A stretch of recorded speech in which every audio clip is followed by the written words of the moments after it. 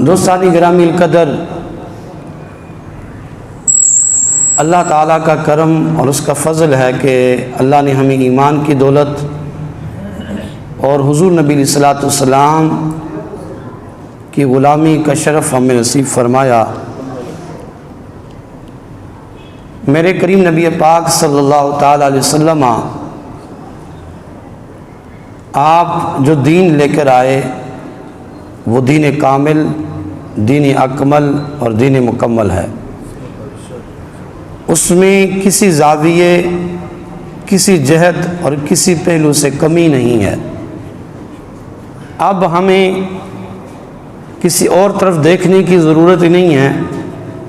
ہم اپنی عبادات، اپنی معاملات زندگی یا آداب معاشرت یا نظام سلطنت یا نظام عدل، جس زاویے سے بھی ہم کچھ پڑھنا چاہیں، سمجھنا چاہیں، تو دین مصطفیٰ کریم علیہ الصلوۃ والسلام کے اندر یہ تمام چیزیں موجود ہیں۔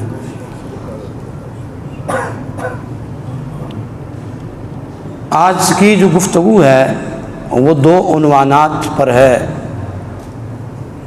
ایک تو عنوان ہے صدقہ کے حوالے سے، صدقہ کی فضیلت، اور دوسرا ہے کہ جدا ہو دین سیاست سے تو رہ جاتی ہے چنگیزی۔ دین میں سیاست اور سیاست کا دین کے ساتھ تعلق کیا ہے، اور لفظ سیاست کے معانی اور مقاصد جو ہے اس کو کیا بیان کیا گیا۔ قرآن مجید فرقان حمید کے اندر اللہ رب العزت نے ارشاد فرمایا سورہ المائدہ کے اندر، پارہ نمبر 6 کے اندر، الیوم اکملت لکم دینکم واتممت علیکم نعمتی وردیت لکم الاسلام دینا۔ اللہ فرماتا ہے آج کے دن میں نے اپنا دین تمہارے لیے مکمل فرما دیا اور اپنی نعمت کو تم پر تمام فرما دیا، اور اسلام ہی سب سے پسندیدہ دین ہے۔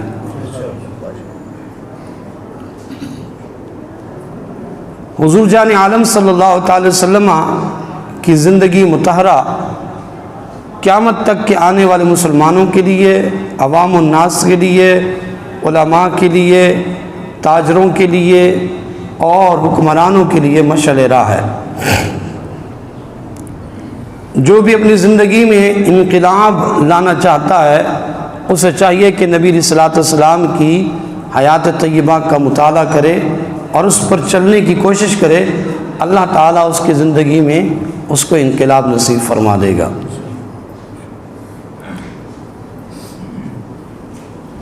اس وقت پوری دنیا میں جو اسلامی ممالک ہیں، جو نام کے تو اسلامی ہیں لیکن نظام وہاں اسلامی بولیے نہیں ہے۔ کہیں بھی ہے آپ کو نظر آتا ہے؟ کسی جگہ پہ بھی اسلام نظامی نہیں ہے، معاشرت، آداب معاشرت نظامی نہیں ہے، قانون اسلامی نہیں ہے۔ اس کی وجہ کیا ہے؟ اس کی وجہ یہ ہے کہ فرنگیوں نے، مغربیوں نے، یہود و نصارہ نے یہ کوشش کی کہ جو ہے مسلمانوں کا دین صرف مسجد اور محراب و منبر تک یا مدرسہ تک محدود ہو جائے، باقی کسی نظام میں یہ دین کا نام نہ لیں، اسلام کا نام نہ لیں اور اسلام کی بات بھی نہ کریں، اور اگر کوئی کرے بھی تو اس کو بھی اتنا برا بنا دو کہ لوگ کہیں گے دیکھو جی یہ تو اسلام کی، یہ تو سیاست کی بات کر رہے ہیں۔ جبکہ نبی کریم صلی اللہ تعالی وسلم کے فرامین، قرآن مجید کی آیات ہمیں جہاں آداب عبادت سکھاتی ہیں وہاں آداب زندگی بھی سکھاتی ہیں، وہاں آداب سلطنت بھی سکھاتی ہیں، وہاں نظام عدل بھی قرآن اور حدیث ہمیں بتاتے ہیں کہ کیسے چلانا ہے۔ حدیث رسول کریم کے اندر آتا ہے کانت بنو اسرائیل تسوسہم الانبیاء، حضور جان عالم صلی اللہ علیہ وسلم فرماتے ہیں بنی اسرائیل کے انبیاء جو تھے وہ سیاست کرتے تھے، اور اس وقت سے لے کر آج تک اسلامی جو ہے نظریے سے سیاست کی تعریف یہ چلتی آ رہی ہے کہ جو بندہ لوگوں کے کردار کو صحیح کرے، لوگوں کے حقوق کو ادا کرے اور لوگوں کی آداب زندگی کو سنوارے تو وہ بندہ سیاسی ہوتا ہے۔ وہ بندہ کیا ہوتا ہے؟ بولیے، سیاسی ہوتا ہے۔ سیاستدان کا مطلب یہ ہوتا ہے کہ وہ بندہ جو ہے نظام کو بہتر طریقے سے چلائے، نظام کے اندر جو خامیاں ہیں، جو کمیاں ہیں ان کو دور کرے، عوام الناس کی جو مشکلات ہیں ان کو آسان کرے، ان کے اندر جو سکم ہیں، جو پریشانیاں ہیں ان کو جو ہے ان کو رفع کرے۔ اس کا نام سیاست ہے۔ تو نبی پاک صلی اللہ علیہ وسلم فرماتے ہیں، بخاری شریف کی حدیث مبارکہ ہے، سرکار فرماتے ہیں کہ کانت بنو اسرائیل تسوسهم الانبیاء، کہ بنی اسرائیل کے انبیاء جو ہے وہ سیاست کرتے تھے، اور جب ایک نبی دنیا سے چلا جاتا تھا تو اس کے پیچھے دوسرا نبی آ جاتا تھا۔ وَإِنَّهُ لَا نَبِيٌّ، سرکار فرماتے ہیں میرے بعد نبی نہیں آئیں گے، لیکن میرے بعد سرکار فرماتے ہیں خلفاء آئیں گے۔ کون آئیں گے؟ خلفاء آئیں گے، اور وہ اس نظام کو چلائیں گے۔ سیاست اصل میں لفظ سیاست جو ہے یہ یونانی زبان کا لفظ ہے۔ کس زبان کا لفظ ہے؟ جو پہلی زبانیں بولی جاتی تھی، یعنی عربی سے پہلے یونانی زبانیں ہوتی تھی، یونانی، سریانی، اس طرح کی زبانیں ہو جاتی تھی، وہ بولی جاتی تھی، اس سے یہ عربی میں آیا۔ اور اس کا معنی اور ڈیفینیشن جو ہے آپ اگر ماشاءاللہ سارے پڑھے لکھے ہیں، ڈکشنری میں پڑھیں، تاریخ میں پڑھیں، آپ اس کو دیکھیں کہ بھئی اس کا معنی کیا بنتے ہیں۔ اس کے معنی یہی بنتے ہیں سادہ لفظوں میں کہ جو لوگوں کے کردار کو اور لوگوں کی اخلاقیات کو اور لوگوں کے افعال زندگی کو اور ان کے معاملات اور معاشرت زندگی کو سنوارے، اس کا نام ہے سیاست۔ لیکن یہ لفظ اتنا روندا گیا کہ آج سب سے بڑا جھوٹا، سب سے زیادہ کرپٹ، سب سے زیادہ بدماش، دھوکے باز جو ہے وہ سب سے بڑا سیاستدان ہوتا ہے کہ نہیں ہے؟ بولیں، وہ اسی کو کہتے ہیں بھائی یہ سیاست ہے، جبکہ اسلام میں تو اس چیز کا تعلق ہی نہیں ہے۔ اسلام میں شروع سے لے کر انبیاء سے لے کر نبی پاک تک، پھر نبی پاک سے لے کر خلفاء راشدین تک، پھر خلفاء راشدین سے لے کر آپ سلطنت عثمانیہ کی تاریخ پڑھیں، ان میں کون لوگ تھے؟ وہی لوگ تھے جو دین میں آگے تھے، وہ لوگوں کے حقوق کی ادائیگی میں بھی آگے تھے۔ ایسا ہی تھا نا؟ آپ سلطنت عثمانیہ کو پڑھیں، جو لوگ آج کل وہ دیکھتے ہوں گے ارطغرل ڈرامہ یا جس چیز کی اس طرح کی انہوں نے جو ہسٹری بنائی ہے، تو اس کے پیچھے ایک تاریخ ہے، آپ اس کو پڑھیں تو وہ لوگ کیا تھے؟ وہ دین پر قائم تھے اور دین کی طرف رائج تھے، کیونکہ مقصد یہ تھا کہ دین سے دور جو دنیا والے گئے ان کو دین کے اندر لایا جائے، اسلام سے نفرت کرنے والوں کو اسلام کی محبت ان کے دلوں میں ڈالی جائے۔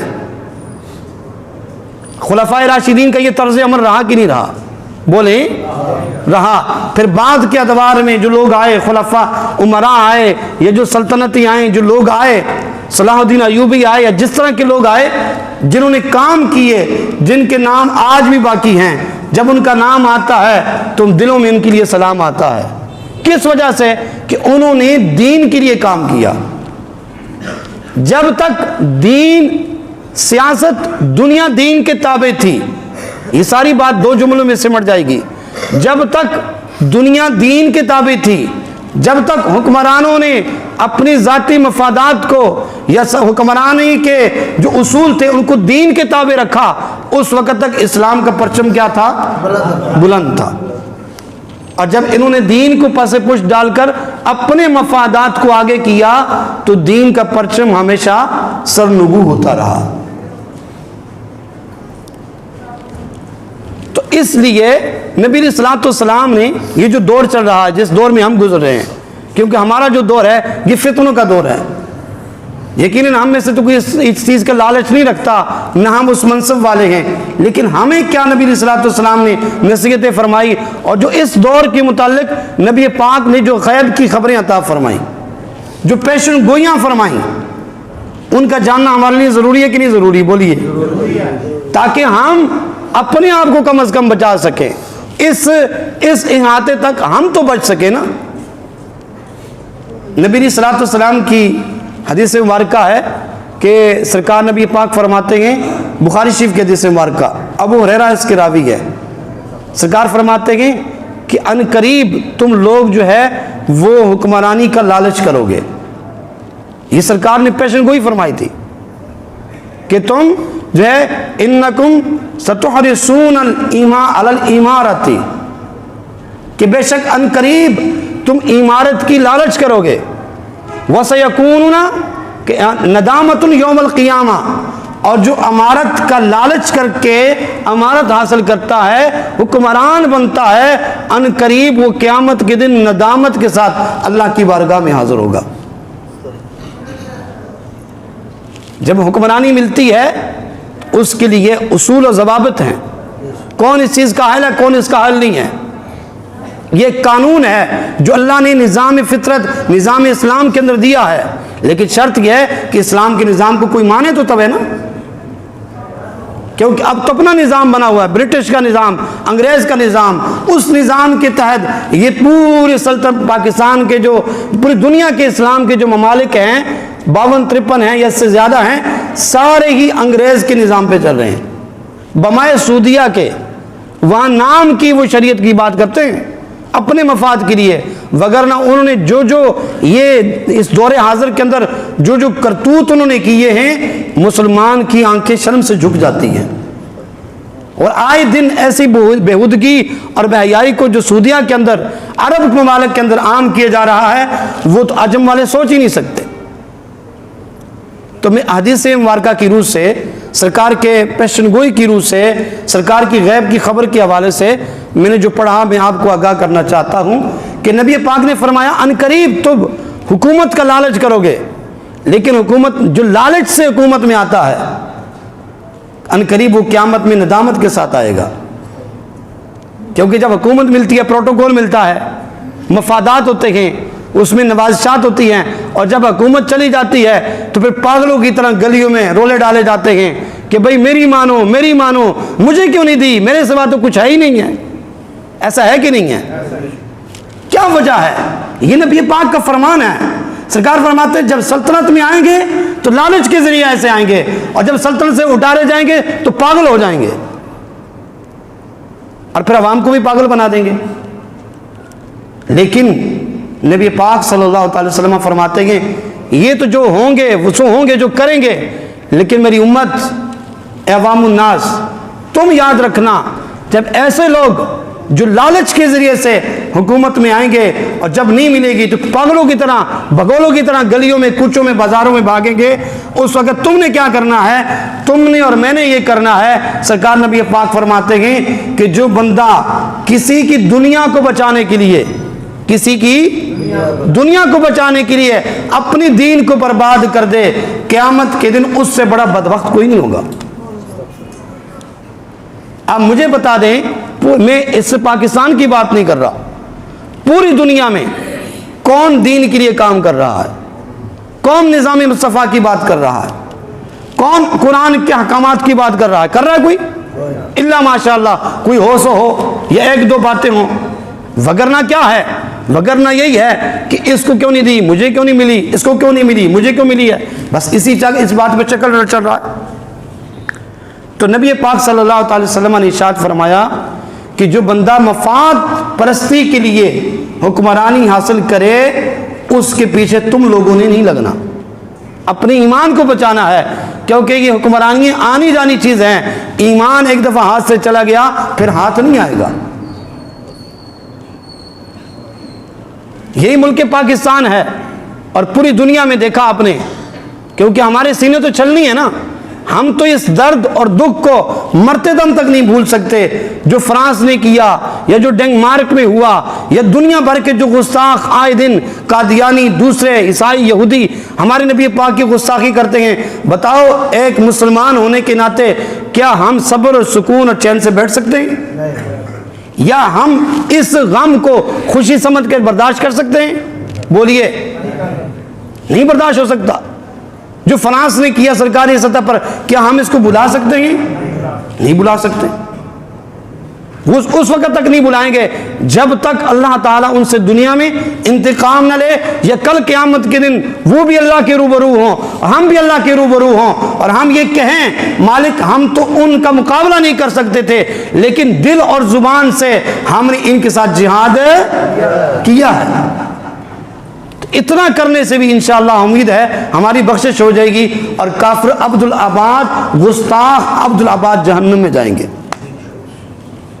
لیکن یہی ملک تھا جس کے اندر جب گستاخی کی گئی فرانس میں، کہاں کی گئی؟ بولو، فرانس میں، تو پوری دنیا میں مسلمانوں نے احتجاج کیا کہ نہیں کیا؟ پوری دنیا کے مسلمانوں نے کیا۔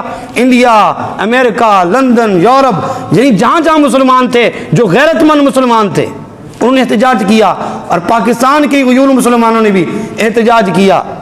لیکن ایک مغز پھرا شخص ہمیں یہ بھاشن دیتا تھا، ہمیں کہتا تھا جی راستے بند نہیں کرنے چاہیے، احتجاج نہیں کرنا چاہیے، غریب کی روزی کو خطرہ پڑ جاتا ہے، ہماری معیشت کمزور ہوتی ہے، ہمارا کاروبار مر جائے گا، ہمارے پاکستان جو ہے وہ گرے لسٹ سے نہیں نکلے گا، بلیک لسٹ میں چلا جائے گا۔ گستاخی تو فرانس میں ہوئی ہے، یہاں احتجاج کرنے کی کیا ضرورت ہے؟ آج وہی سر پھرا شخص جس کو میں کہتا جی مجھے امریکہ نے نکالا، تو احتجاج کہاں ہونا چاہیے بھائی؟ بولو بولو نا، امریکہ میں ہونا چاہیے نا، تو یہاں کیوں کر رہے ہو پاکستان میں؟ یہ آپ کو سمجھانے کی بات کر رہا ہوں، کیونکہ ہمارے حافظے میموری کمزور ہو چکی ہے، ہم جلدی بھول جاتے ہیں۔ رسول اللہ کی عزت و ناموس کے لیے احتجاج نکالا جائے، سیدھی گولیاں برسا کر ان کو جو ہے شہید کیا جائے، اور اپنے اقتدار کے نشے میں دھن ہو کر، اور اپنے اقتدار کو بچانے کے لیے اپنے اقتدار میں ہوس میں ملک پاکستان کی عزت اور اس کی تاریخ اور اس کی ساری چیزوں کو پس پش ڈال کر آگے بندہ چلا جائے، اور وہ کہ جی یہ تو بندہ قومی لیڈر ہے۔ اس لیے اے میرے پاکستانیوں، اے مسلمانوں اور عقیدہ اہل سنت جماعت رکھنے والوں، میں آپ سے مخاطب ہوں، اس لیے ہمارے لیے سب سے بڑا ریڈ زون ذات مصطفیٰ کی ناموس ہے۔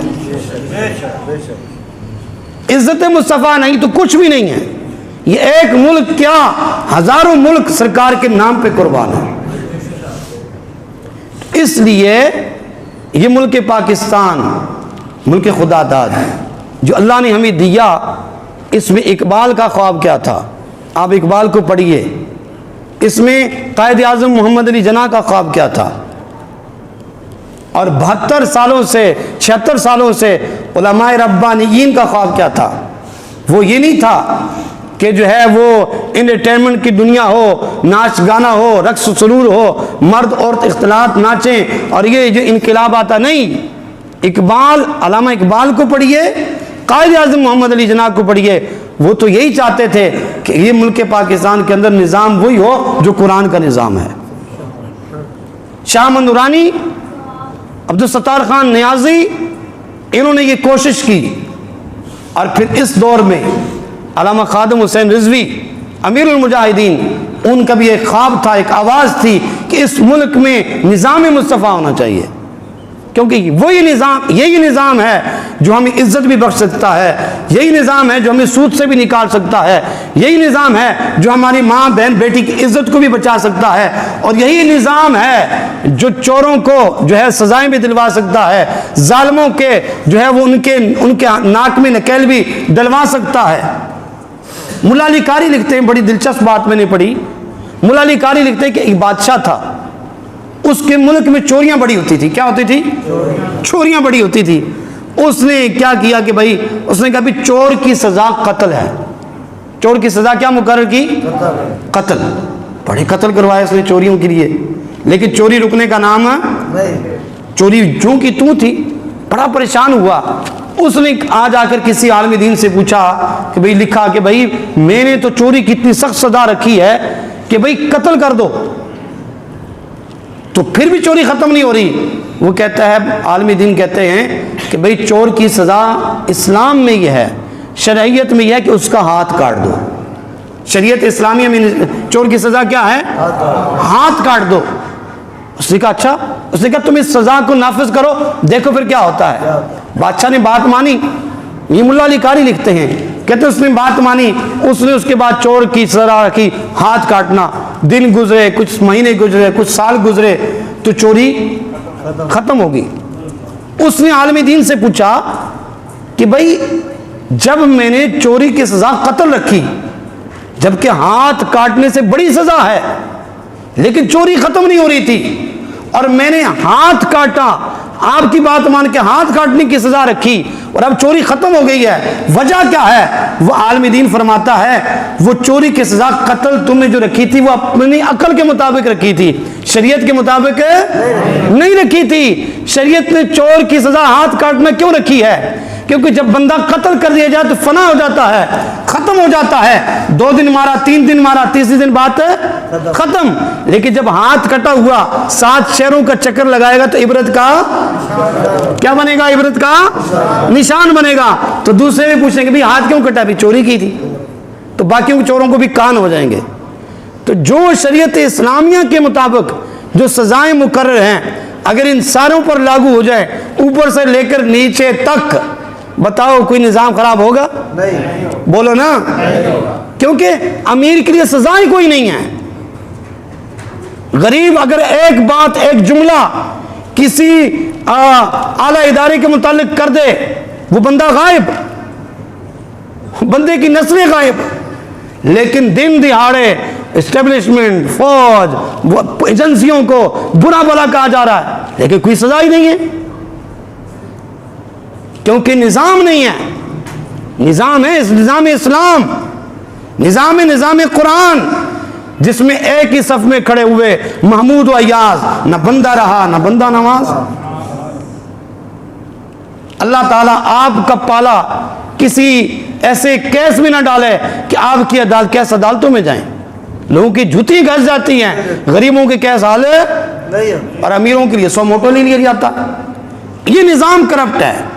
جب تک یہ نظام بدل نہیں سکتا اس ملک کے حالات بدل نہیں بدل سکتے, اور یہ نظام بدلے گا اسلام, یہ نظام بدلے گا نظام مصطفیٰ, اور اس نظام کو وہی بدلیں گے جو دل سے نظام مصطفیٰ کو چاہنے والے ہیں. اس لیے موجودہ جو پاکستان کی صورتحال ہے یا پوری دنیا کی صورتحال ہے, عرب ممالک ہے, سعودیہ ہے, جو بھی ہے, اس میں اسلام کے نظام نام کی کوئی چیز نہیں ہے. تو پھر بتائیے کہ قرآن فقط پڑھنے کے لیے آیا ہے, ثواب حاصل کرنے کے لیے آیا ہے؟ جب قرآن کے نظام کو نہیں مانو گے, نبی پاک کی تعلیمات کو نہیں مانو گے, تو بتاؤ پھر نبی پاک کی روح خوش ہے ہم سے؟ بولو. اللہ کی رحمتیں برسیں گی؟ دن پہ دن ہم ڈاؤن کیوں ہو رہے ہیں؟ ہر بندہ پریشان ہے, ہر بندہ ڈپریشن کا شکار ہے. اس کی وجہ کیا ہے؟ کہ ہم نے دل سے نظام مصطفیٰ کو چاہا ہی نہیں ہے. اور پھر بات دراصل یہ ہے, میری باتیں کئی لوگوں کو بری لگتی ہیں, میرے سامنے بات نہیں کرتے لیکن پیچھے میری باتیں کرتے ہیں. لیکن میں آج آپ کو بتانا چاہتا ہوں, میری جو درد ہے نا, ہمیں جو درد پڑھائی گئی ہے, ہم ہیں قبلہ امیر المجاہدین کی جوتیاں اٹھانے والے, ہمیں علماء ربانیین کی جوتیاں اٹھانے والے بلکہ جوتیاں چاٹنے والے ہیں. ہمیں جو درد دی گئی ہے وہ درد یہ ہے کہ بھائی اسلام, شریعت اسلام, قرآن, عوام الناس, ان کی بھلائی کس میں ہے؟ تو ان کی بھلائی اسلام سے ہٹ کر کسی چیز میں, ہمارا کسی کے ساتھ کوئی ذاتی بات ہی نہیں ہے. جو کرتا ہے اس کا فعل کا, اپنے فعل کا جواب دہ ہر بندہ خود ہوگا. میں اگر کوئی بات کرتا ہوں, میں اپنی بات کا جواب دہ خود ہوں, لیکن آپ تک اگر کوئی بات کرتا ہوں تو دلیل اور حوالے کے ساتھ کرتا ہوں, بغیر دلیل کے کوئی بات نہیں کرتا. اگر کسی کو میری بات سے کوئی تکلیف ہو کہ یار یہ بندہ ہمیں یہ بات بتاتا ہے, یہ بات کرتا ہے, تو میں اس کے جواب دینے کے لیے تیار ہوں، لیکن آپ کو سمجھانا یہ مقصود ہے کہ اپنے ایمان کو بچائیے۔ اس وقت ایمان بچانا ضروری ہے۔ کہ کیا چیز ضروری ہے؟ ایمان بچانا ضروری ہے۔ یہ ایمان کے ڈاکو ہیں، یہ آپ کے ایمان کے ساتھ کھیل رہے ہیں۔ اگر کہیں ان کے پیچھے لگ کر آپ نے اپنے ایمان کو برباد کر دیا تو پیچھے بچنا کچھ بھی نہیں ہے۔ اپنے عقیدے کو بچائیے، یہ عقیدے کے ڈاکو ہیں۔ اپنی عزت کو بچائیے، یہ عزت کے ڈاکو ہیں۔ جو چیزیں ہمارے لیے اچھی ہیں ان تمام چیزیں جو ہے یہ ان چیزوں کے ڈاکو ہے۔ تو جو بندہ ان سے علیحدہ ہوگا وہ پرسکون رہے گا، اپنی ایمان کو بھی بچائے گا، اپنی عقیدے کو بچائے گا۔ اور جو جنونی بن جائے گا، جو میری باتوں کو برا جان کے جنونی بنے گا، مسجد کے باہر کھڑے ہو کر تبصرے کرے گا میری گفتگو پر، تو اس کی اپنی بدبختی ہے، میں تو اس کے ایمان کی بات کر رہا ہوں۔ یہ ساری چیزیں نیچے کی ہیں۔ ایمان ہوگا تو ملک بھی ہے، ایمان ہوگا تو زندگی بھی ہے، ایمان ہوگا تو سکون بھی ہے، ایمان ہوگا تو عزت بھی ہے۔ جہاں ایمان ہی نہیں ہے وہاں کچھ بھی نہیں ہے۔ کیونکہ نبی پاک صلی اللہ علیہ وسلم کا یہ فرمان سادہ لفظوں میں ہمیں یاد رہنا چاہیے۔ سرکار فرماتے جو کسی کی دنیا کے لیے اپنے دین کو برباد کر دے اس سے بڑا بدبخت قیامت کے دن اللہ کی بارگاہ میں کوئی نہیں ہوگا۔ اب کسی میں کوئی بھی ہو، اس لیے پہلی جو چیز ہے ایمان ہے، دین ہے اور نظام مصطفیٰ کی طلب ہے۔ اگر ہم طلب رکھیں گے اللہ کریم ہماری طلب کو پورا فرما دے گا۔ تو یہ فتنوں کا دور ہے، نبی پاک نے ان فتنوں کے متعلق ہمیں پہلے سے آگاہ فرمایا، اور علماء حقہ کا یہ کام بنتا ہے کہ عوام الناس کو اللہ اور اس کے رسول کا فرمان پہنچا دے کہ بھائی یہ فتنے ہیں، اس میں راحت عزت نہیں ہے، فتنے ہیں، ان فتنوں سے بچیے، اپنی نماز، اپنا روزہ، اپنا ایمان، اپنا عقیدہ بچائیے اور اللہ اور اس کے رسول کی طرف رجوع کیجئے۔ وقت تھوڑا ہے، آخر میں بات عرض کر رہا ہوں، صدقہ جو ہے، صدقہ یہ جو آپ مسجد میں دیتے ہیں، مدرسے کو دیتے ہیں، کسی غریب کو دیتے ہیں، یہ جو صدقہ ہے نبی پاک فرماتے ہیں جب کل قیامت کا دن ہوگا سورج سوا نیزے پر ہوگا، لیکن یہ صدقہ 5، 10، 100، 50 اس کے اوپر جو ہے وہ چھت بن جائے گا۔ صدقہ کرنے والے کے لیے کیا بن جائے گا؟ چھت بن جائے گا، پل صراط سے گزرنے کے لیے نور بن جائے گا، اور اس کے اور جہنم کی آگ کے درمیان ڈھال دیوار بن جائے گا۔ تو جب بھی آپ آئیں مسجد کو 5 دیں، 10 دیں، 1 روپیہ دیں، لیکن کسی بندے کا ہاتھ خالی نہیں جانا چاہیے، یہ آپ کے کام آئے گا، یہ آپ کی سیونگ ہے۔ 1 دیں گے تو 700 گنا سے بڑھا کر دے گا، کیونکہ وہ 1 بھی اس نے دیا ہے، 700 گنا دینے کا بھی وعدہ اس نے کیا ہے۔ وما توفیق الا باللہ۔